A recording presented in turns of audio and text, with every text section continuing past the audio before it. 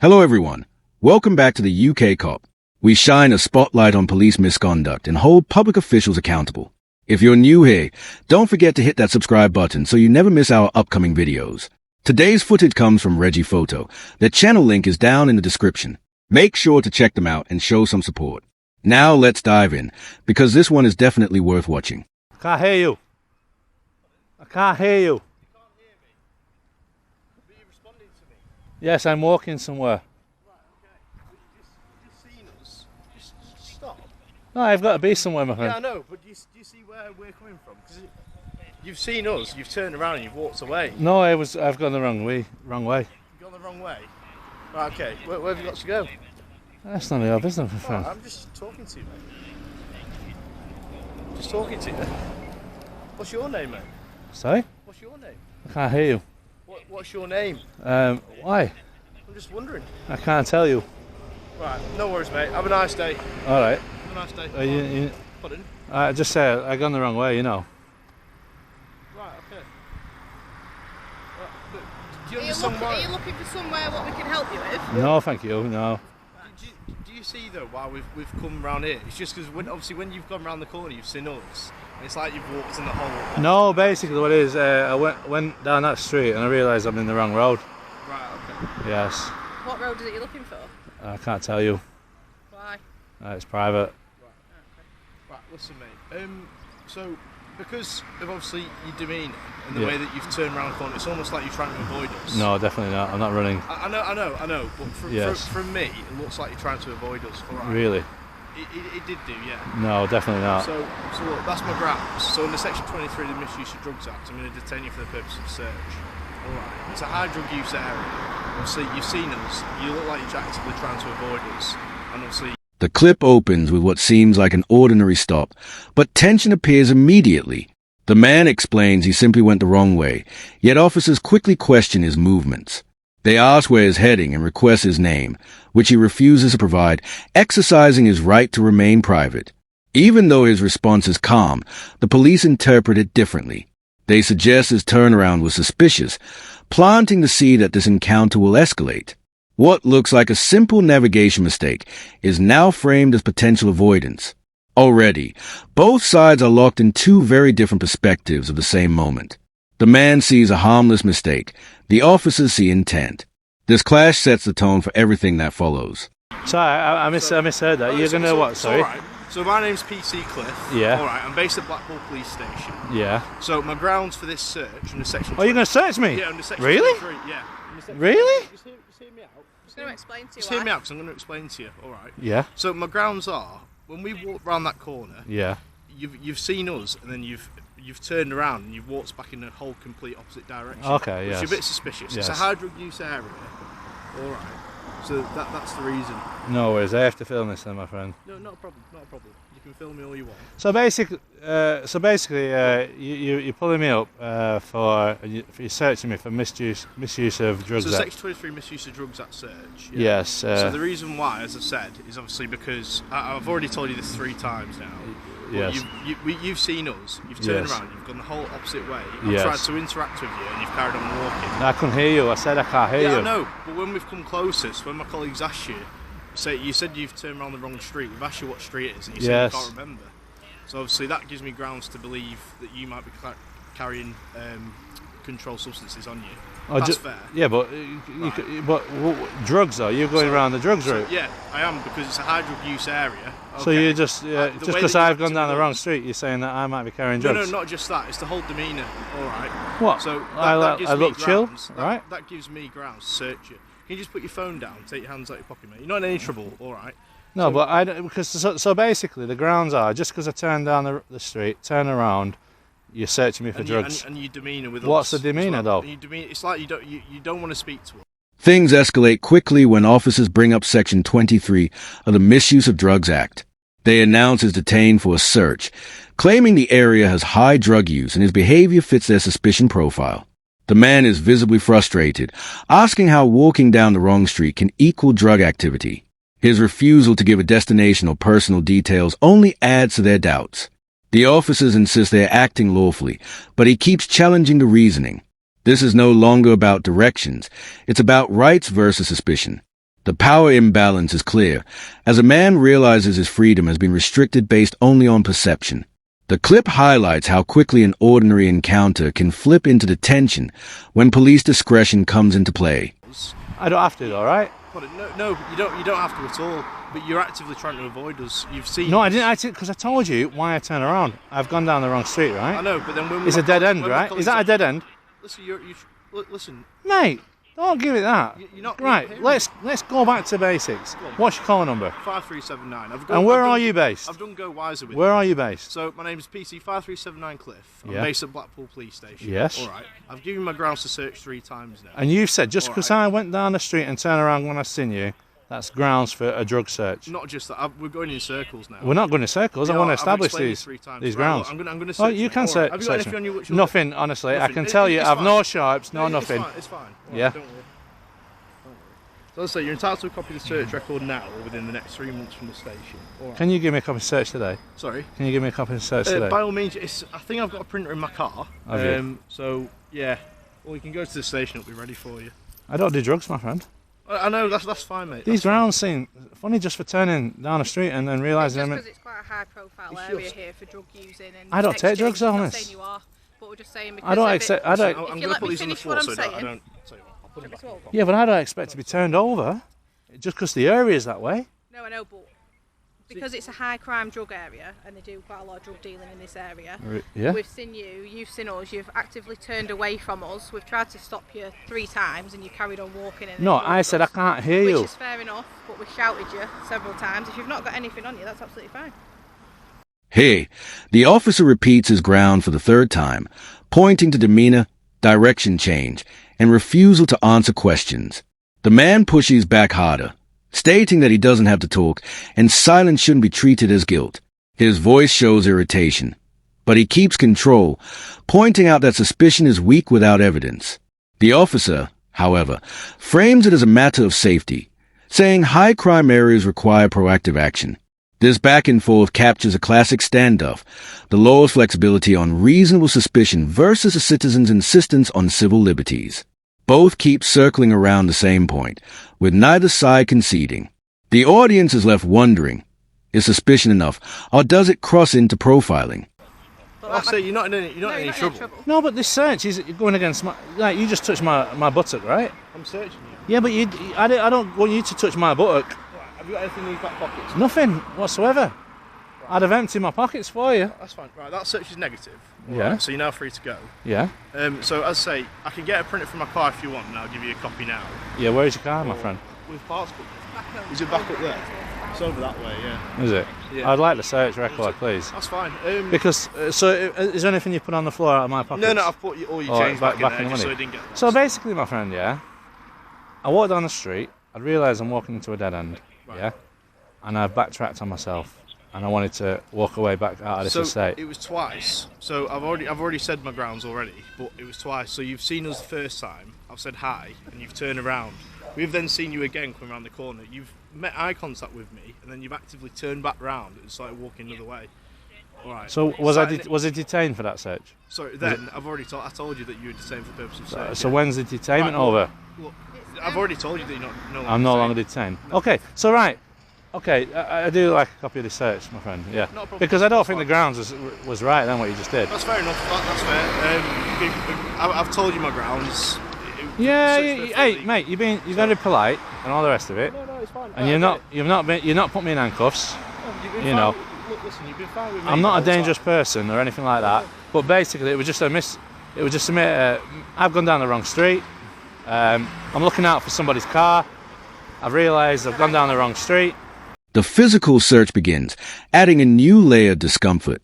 The man insists he has nothing illegal, but objects to how he's being touched, particularly when the officer brushes his backside. He demands transparency, asking for a copy of the search record, signaling that he wants accountability. Despite the invasive nature of the search, he remained polite, even stressing he is not dangerous. The officer emphasizes this is standard in high drug areas, framing it as routine.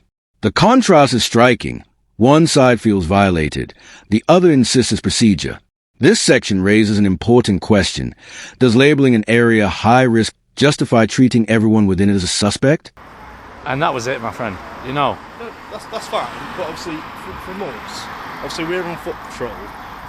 From where it looks, obviously you met eye contact with us twice, and each time you've walked in an opposite direction. But I don't trust police, my friend, and you've given me a reason why I can't. Because basically, what that tells me is I can't change direction in the street without being detained and searched. But I don't take drugs. I can give you a drug test now, mate, and I can give you an hair follicle test. No, I'm not saying you do take drugs. No, but you just detained me for a drug search. Was it Section 23? Section 23 misuse, Yeah, so what I'm trying to say is, basically, right, I don't take drugs. I definitely don't deal drugs. So therefore... But I didn't say that you did.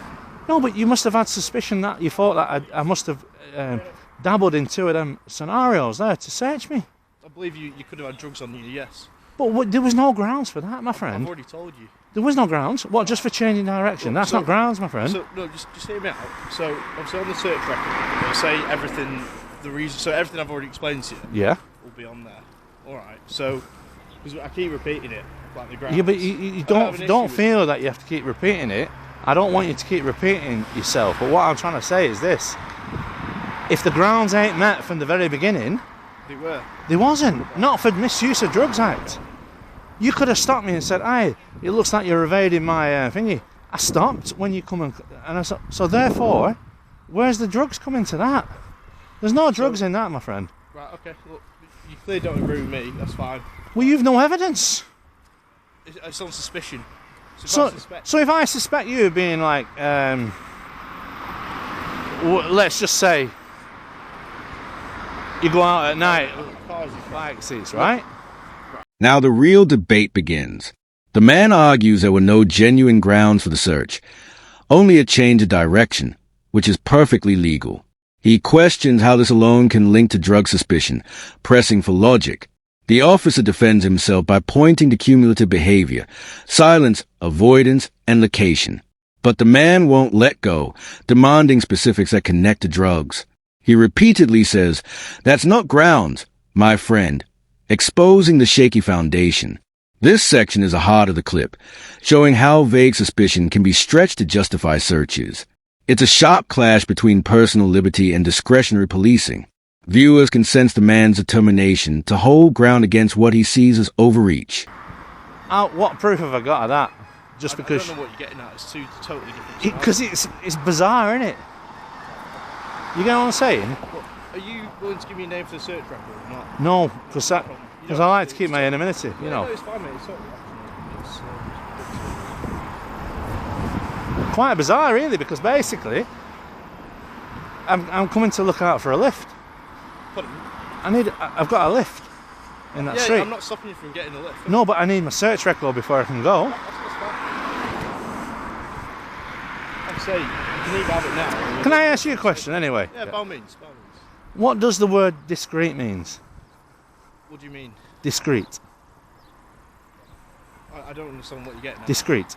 Ask me discreet. Well, I don't. What's this got to do with anything? No, I'm just asking because my English isn't very good, you know. Discreet. Take your time, it's fine. What does discreet mean? So discreet means, discreet means just do something discreetly, maybe. I don't know. An example of doing something discreetly was like, say, I'm using this as an example because it's the subject we've been on. So say if someone was to do a drug deal, yeah, and they openly handed you a bag with white powder in and did it open where people could see, that wouldn't be discreetly. But to do that discreetly, if I just went to shake your hand and in that handshake there was a drug deal. I get what you're saying. Right, so miss, I'm glad you've answered that because do you know on your uniform at the moment, you've got like a badge. Can you see that one there? This one? Yeah. Now, as soon as I see you... The conversation shifts toward language and discretion. The man asks the officer to define discreet, highlighting his English isn't perfect. When explained, he flips the point back at them, criticizing visible police badges that stand out rather than blending in. He suggests officers break their own uniform rules while enforcing strict standards on the public. The officer listens but brushes it off, defending the uniform as regulation. This exchange shows a man's effort to expose hypocrisy in small details. If the police can overlook their policies, Why should the public accept questionable stop and search grounds? It's a clever shift in the conversation, turning their justification back onto them. Guess what pops out to me straight away? The badge. The badge. So that's not discreet, right? No. But not supposed to be discreet, though. Yeah, but your uniform says that you should only wear that discreetly. It doesn't. It does? No, because we've got our colour numbers and we've got police. No, I'm on about the badge. The badge. So in Lancashire Police uniform policy, Yeah. it says it allows you to wear, like, say, a poppy or a thin blue line badge, Yeah. but discreetly, right? So what I'm saying is, if I'm walking towards you now, Yeah. the first thing that hits out to me is, I'll be honest, the knee bar touch and your blue line badge, and then your pink thingy, because everything else is black, right? Yeah. Do you know that? Rather than just say, "Oh, I'm going to look to a person's face," yeah. So if I'm walking towards you now, I've got three colours that are shouting out at me. First of the brightest one, knee bar light. Yep. Then the blue line, Yep. and then offside to your pink. Yep. Yeah.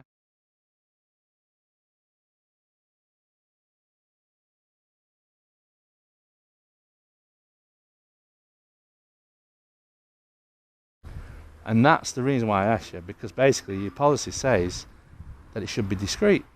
And what we're finding is more and more officers are in your face. Yeah, now yours is smaller, but it's got your badge number at the side. But some officers are wearing massive big badges. Yeah? What street was that on? It was Spencer Court. Yeah. Are you from Blackpool yourself? No.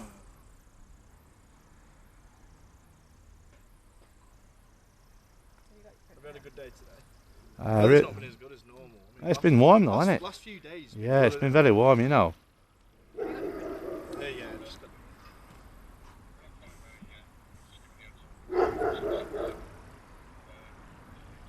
The critique of uniform badges continues, with a man pointing out how emblems like thin blue line patches aren't discreet and draw attention.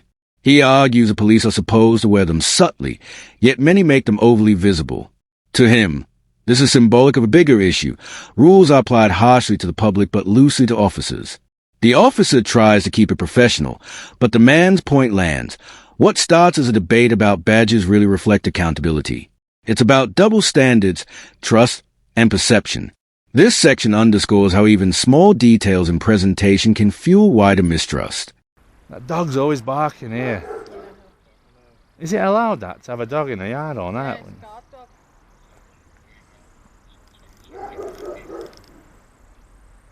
Yeah, it's got shelter, it's got food and water. Has it? Yeah. But if someone chucked a bit of meat over with a bit of rat poison in that, I mean, the nasty people out there, you know, they I do mean, that. there's Like, cameras, so hopefully you'd like to think that. no, but balaclava job. Well, no, that's true. Do you know what someone did to my van? They popped my window. Balaclava on. What put you window through? Yeah, with balaclava. My camera's caught it. How can I catch him? It's difficult, isn't it? I can't say, "Hello, police officer. I've got someone who brought my van window. What do they look like? Dressed all in black with balaclava on." And that's the difficulty we have as well nowadays. I didn't report it. Majority of people- How many crimes go unreported because you can't give... No, I know. I'm not stupid enough to say, well, can you go and find him? What are you looking for? It's like a needle in a haystack, isn't it, right? Yeah. That's it. It's difficult because the majority of people we get shouted up now on the radio what they're wearing, all black balaclava. The majority of young lads. So can I ask you a question? Because he made this decision in regards... Do you agree with his decision in regards to... I do, yeah. You do? Yeah. For drugs? Yeah. Just Really? because Just because of the area? that area, it's not just yourself. We stop a lot of people on there for the same reason. It's a high crime drug area, especially for exchange of drugs. People are actively avoiding us, walking away from us. It's just one of them. I mean, you're So- entitled to how you feel. No, I You get what don't- you're saying. don't believe You're it. the police, and you know, like I say, I didn't get nasty or anything. And that's the reason why there was no need for handcuffs. I think he made the right decision. That dog's always barking here. Is it allowed that to have a dog in the yard or Yeah, not? it's a guard dog.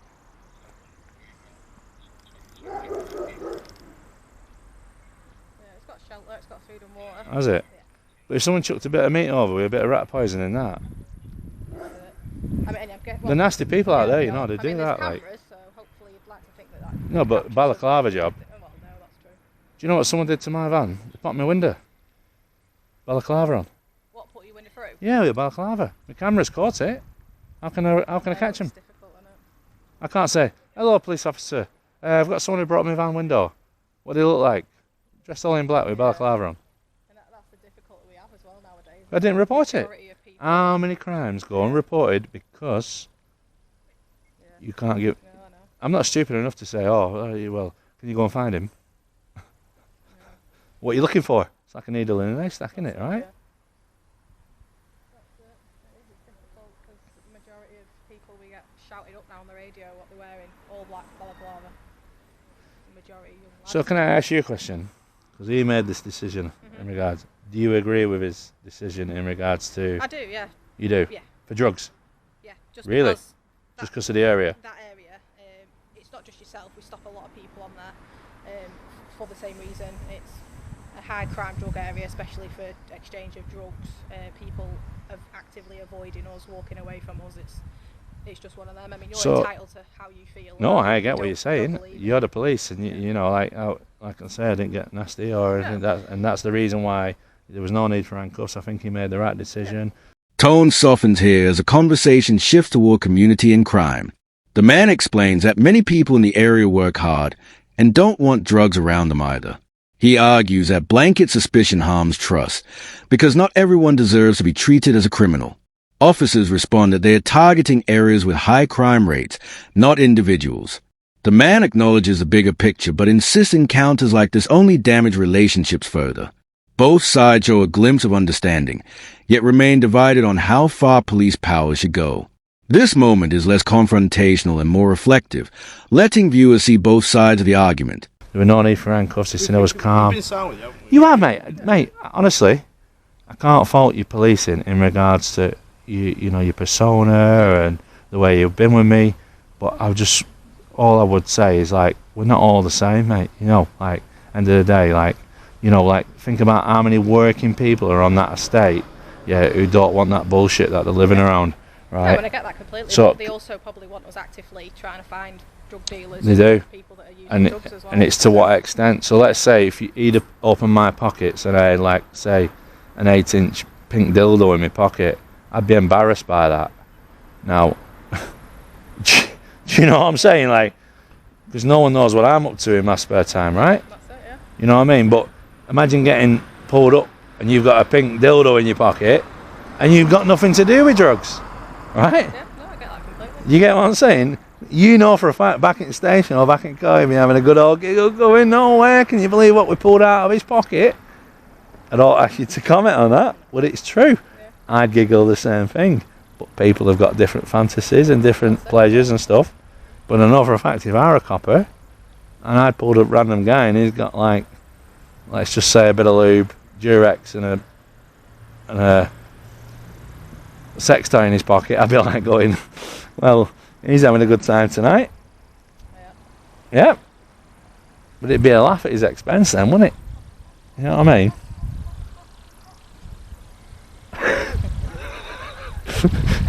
We're all human, you know. A surprising turn comes when the man raises scenarios of embarrassing personal items being found during searches, joking about sex toys and lube. He uses humor to underline a serious point. Searches can humiliate innocent people. Officers laugh it off politely, but the example sticks. It shows how invasive searches can expose private, unrelated parts of someone's life. The man stresses this is why suspicion alone isn't good enough. People deserve dignity. This part blends seriousness with humor, making it one of the most memorable exchanges. It reminds the audience that behind every legal procedure are real human beings with personal lives. And are you recording me, my friend? Pardon? Are you recording me? Yeah. Yeah. How long has it been running? It's been running when I first came into contact with Really? you. Yeah. So, obviously, everybody can record in a public space, right? You know that? Yeah. There's no... I don't have an issue with you. No, but you can record me too, right? Yeah, that's But unfortunately, in your policy, you have to declare it at the earliest opportunity, really. So earliest opportunity, I was trying to see kind of where you were going. You weren't really, but it is on. No, but we have walked. We've walked. I apologise. I haven't let you know sooner. Yeah.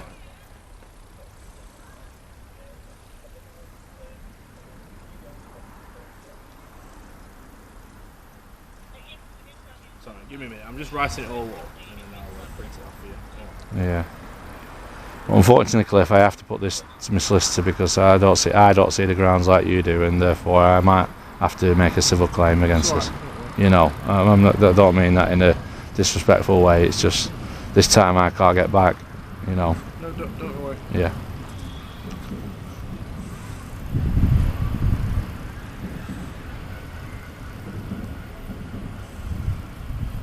Have you got a contact number for your person you were meeting? Yeah. So you can ring them and let them know? Yeah. I'll tell you about 5'10". 5'11". 5'11". Yeah. I wish I was 1 inch taller, because I was 6 foot. I'll put the wife's heels on.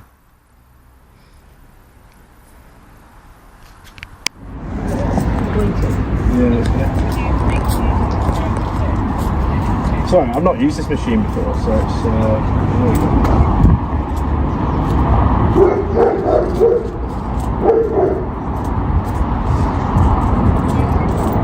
Yeah, that's good.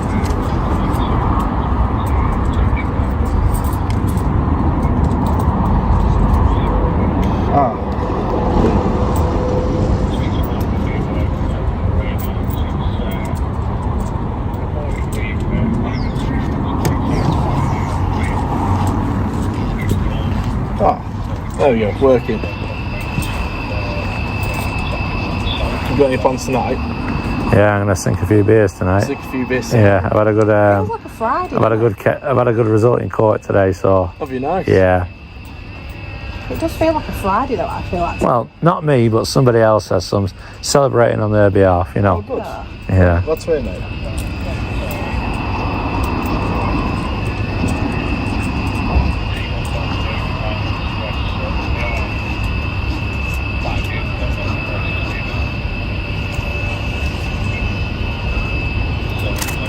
There you go. So that's the search record. So obviously it's got the circumstance on there, the grounds and whatnot. Section 23, Misuse of Drugs Act. No worries. All right. Well, thank you very much for being professional. Like I say, I just disagree with the grounds from the start. That's it. No, that's fine. You know, have a good day. I'm trying to enjoy the weather before it rains. But is that? But would that be the same going forward for you guys anyway? Just do the same again. Yeah. Just by someone turning the wrong way. No, it's more than that. Like I said, I've written it on there, my grounds. All right. Yeah, but when you shout at me, I can't hear you. That's why I said I can't hear you. And we've come closer and we've explained. But I'm not going to talk about. No worries. Right, you give me the grounds anyway. You have a good day, all right? You take care, yeah? See you later. The final section wraps everything up. The man secures his search record but warns he may pursue a civil claim, saying the grounds were flawed from the start. The officers remain polite, insisting their actions were justified by the area and his behavior. Both sides end on respectful terms, but the disagreement remains unresolved. For the man, it's about privacy, liberty, and mistrust. For the police, it's about suspicion, discretion, and safety in high crime zones. The contrast is sharp. One sees profiling, the other sees prevention. The clip ends with a lasting question. When does proactive policing become an infringement on rights? That's left for the viewer to decide.